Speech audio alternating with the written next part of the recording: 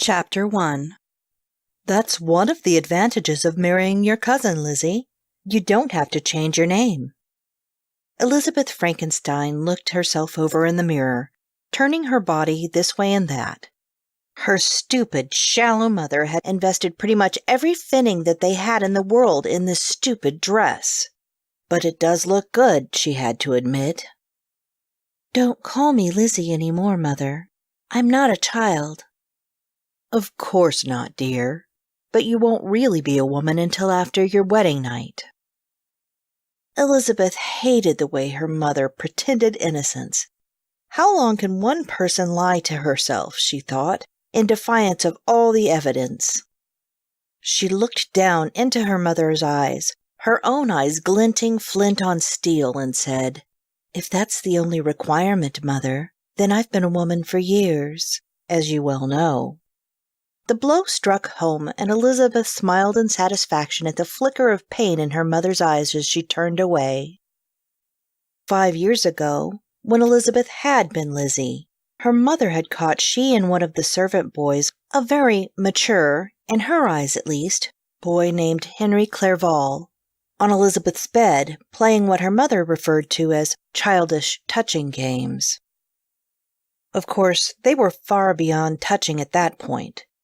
Henry had begun the childish touching and initiated every other step of the play, but it had kindled something inside Elizabeth that she had never suspected, something that she had never heard spoken of.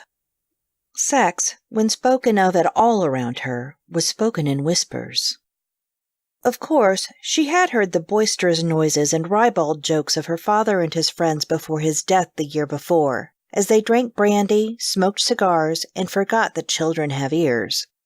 Of course, the words meant nothing to her, until after that first time, until after Henry. The more that she did it, the more boys that she played with, and she did play with them, every opportunity she got, the more she began to understand the meaning of these cryptic, half-heard words and phrases, and the more that she would have to struggle to hide a smile behind her hand when she overheard them. Women, though, women were different.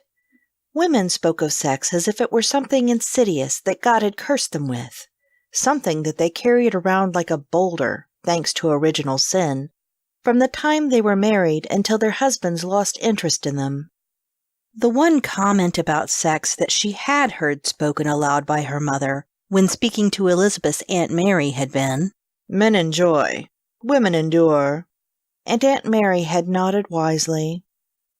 But now there was that first moment of actual penetration with Henry, that one moment of exquisite, blinding, exhilarating, excruciating pain. But everything before and after that had been nothing but pleasure.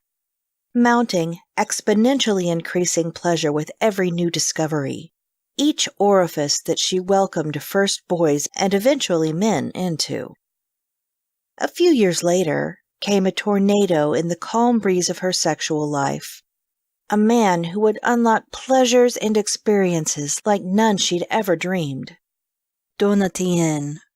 Wonderful, hideously ugly, twisted and naughty Donatien.